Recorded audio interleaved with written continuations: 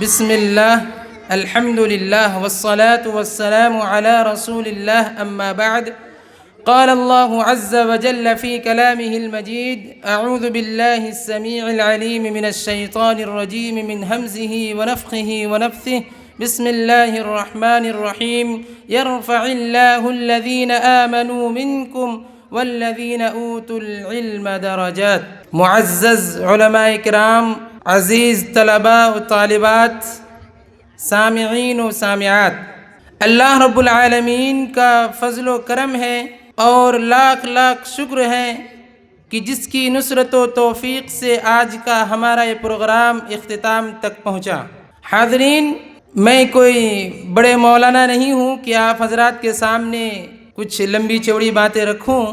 ہم اور آپ آج تقریباً ظہر کے پہلے سے ہی پروگرام سن رہے ہیں اور ہماری اور آپ کی یہ خوش نصیبی ہے کہ ہم اور آپ ایسے جلسے میں، ایسے پروگرام میں موجود ہیں کہ جہاں کے مقررین باہر سے تشریف نہیں لائے ہیں، بلکہ ایسا جلسہ، ایسا پروگرام جس میں مقرر ہمارے ہی اولاد میں سے ہیں. یہ ایک والدین کے لیے خوش نصیبی کی بات ہے کہ ایسے جگہ پر وہ جمع ہوئے ہیں جہاں پر بولنے والے، تقریر کرنے والے، ان کو سمجھانے والے ان کے ہی اولاد میں سے ہیں. یہ ایک خوش نصیبی کی بات ہے.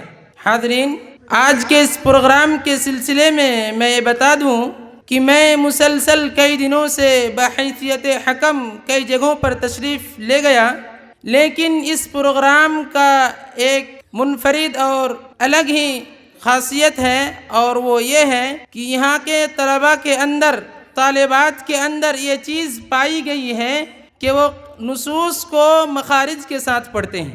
نصوص کو یعنی قرآنی آیات اور احادیث کو مخارج کے ساتھ پڑھتے ہیں. یہ ایک خاصیت رہی ہے اس پروگرام کی.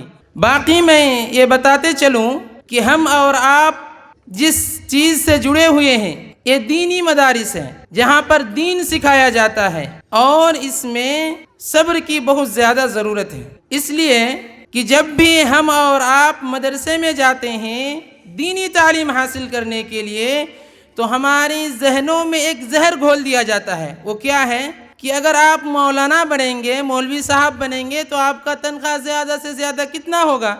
4,000، 5,000، زیادہ سے زیادہ 10,000. اس سے زیادہ تو آپ کو تنخواہ نہیں ملنے والی ہے. تو آپ پڑھ لکھ کر کیا کریں گے؟ دینی مدارس میں پڑھ کر کیا کریں گے؟ یہ زہر ہمارے ذہنوں میں گھول دیا جاتا ہے.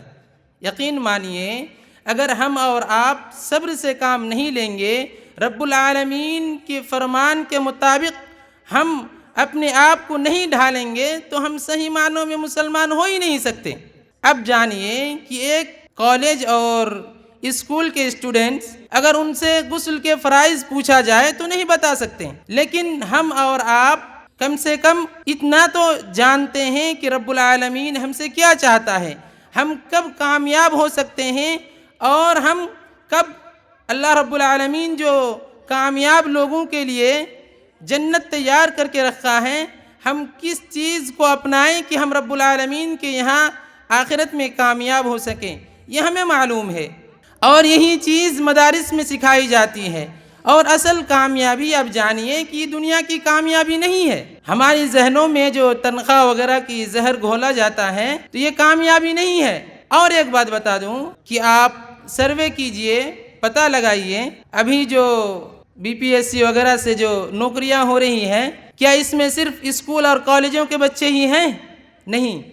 آپ صرف اور صرف اپنے علاقے کا ہی جائزہ لیں تو آپ کو پتہ چلے گا کہ سب سے زیادہ اگر نوکریاں ابھی حال میں سب سے زیادہ اگر نوکریاں ہو رہی ہیں تو وہ مدارس کے ہی بچے ہیں. وہ کسی نہ کسی جامعات سے، کسی نہ کسی مدرسے سے فارغ ہیں، ایسے ہی لوگوں کی زیادہ تر نوکریاں ہو رہی ہیں. تو ہماری ذہنوں میں جو زہر گھولا جاتا ہے اس سے ہم بچیں. ہرگز یہ تصور نہ کریں کہ ہم مولوی صاحب بنیں گے تو ہماری تنخواہ نہیں ہوگی، ہم کیسے زندگی کا گزارا کریں گے. زندگی کیسے گزرے گی؟ رزق کا مالک تو اللہ رب العالمین ہے. ان اللہ هو الرزاق ذو القوة المتین، کہ رب العالمین ہی ہمیں کھلانے پلانے ہر چیز کی ذمہ داری تو رب العالمین کے پاس ہے. تو ہم اور آپ کیوں گھبراتے ہیں؟ حاضرین، ہم اپنے بچوں کو دینی تعلیم سے ضرور جوڑیں. جب تک ہم اپنے بچوں کو دینی تعلیم سے نہیں جوڑیں گے تب تک ہم کامیاب نہیں ہو سکتے۔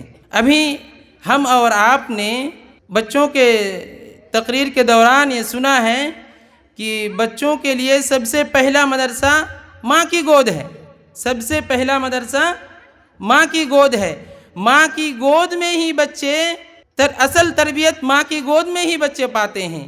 اگر ماں دیندار ہوگی، پڑھی لکھی ہوگی، تب تو اپنے بچوں کو تربیت اور تعلیم دے گی، تب تو بچے تربیت یافتہ ہوں گے۔ آج ہمارے چھوٹے چھوٹے بچے گالیاں دیتے ہیں، منع کرنے والا کوئی نہیں ہے۔ والدین کو پتہ ہی نہیں ہے کہ میرے بچے گالی دے رہے ہیں یا کیا کر رہے ہیں، انہیں خود معلوم نہیں تو وہ کیسے سمجھائیں گے؟ انہیں یہاں تک شعور نہیں ہے کہ ہمارے بچے ہیں، ہم اس کے سامنے ہی نشہ آور چیزوں کا استعمال کر رہے ہیں، یہ ہمیں ہی دیکھ کر نشہ آور چیزوں کا استعمال کرنا سیکھ جائیں گے۔ اس چیز کا بھی والدین کے دماغ میں نہیں ہے اور انہیں اتنا بھی شعور نہیں ہے۔ یہ تمام چیزیں جو جہالانہ ہے، یہ سب چیزیں جب تک ہم دینی مدارس سے نہیں جڑیں گے دور نہیں ہو سکتا۔ حاضرین، ہم اور آپ کا مقام اللہ رب العالمین نے بہت ہی بلند رکھا ہے۔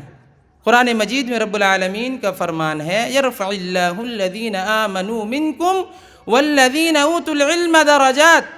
اللہ رب العالمین اہل علم والے، کون سے علم والے؟ رب العالمین کے دین کو سیکھنے والے، ایسے لوگوں کو اللہ رب العالمین ایسے لوگوں کی درجات کو بلند کرتا ہے۔ ایسے لوگوں کے لیے اللہ رب العالمین جنت کا راستہ آسان کر دیتا ہے۔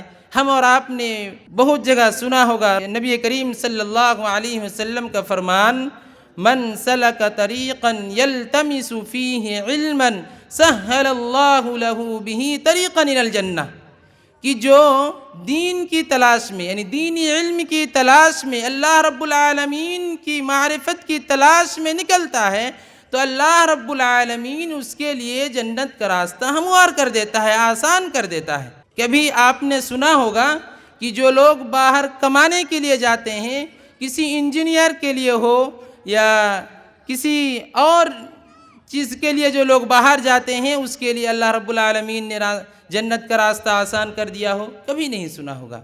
ان تمام چیزوں پر غور کریں گے تو یقیناً ہمارے دل میں اور ہمارے دل کو سکون ملے گا، ہمیں صبر ہوگا کہ ہمیں دنیا میں نہیں تو کم سے کم اللہ رب العالمین آخرت میں ضرور کامیاب کرے گا۔ اور ایک بات بتا دوں کہ جو بھی بچے یہاں پر آ کر کچھ نہ کچھ بول کے گئے ہیں، کچھ نہ کچھ نہیں، بہت کچھ بول کے گئے ہیں، بہت کچھ بول کے گئے ہیں، سب کے سب کامیاب ہیں۔ میں یہ ہر جگہ اور ہر پروگرام میں بتاتا ہوں کہ یہ ایک قانون سمجھیے یا ایک مجبوری سمجھیے کہ ہر بچے کو پوزیشن نہیں دیا جا سکتا، لیکن جتنے بھی بچے اسٹیج پر آ کر کچھ نہ کچھ بول کر گئے ہیں، سب کے سب انعام کے مستحق ہیں، سب کے سب انعام کے مستحق ہیں، لیکن سب کو نہیں دیا جاتا ہے۔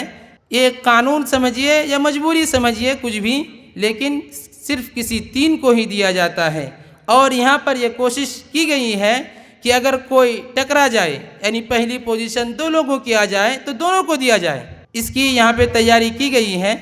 اور والدین کو میں نصیحت ہی سمجھیے، میں یہ بتا دوں کہ ہر بچہ یہاں پر آتا ہے تو اس جوش کے ساتھ آتا ہے کہ میں ہی کامیاب ہوں گا، یہ جو انعام یہاں پہ رکھا ہوا ہے انعام میں ہی لے کے جاؤں گا۔ تو اس بچے کی حوصلہ افزائی کریں، ایسا نہیں کہ انہیں انعام نہیں ملا تو آپ گھر میں جا کے ان کو تانا دیں کہ فلاں کا بچہ تو انعام لے کے آیا، تم کیا لے کے آئے ہو، ایسا ہرگز نہ بولیں۔ انہیں ہمت دیں کہ اس سال نہیں تو اگلے سال محنت کرتے رہو، کبھی نہ کبھی کامیابی تمہیں بھی ملے گی، کبھی نہ کبھی تم بھی انعام لے کے گھر آؤ گے۔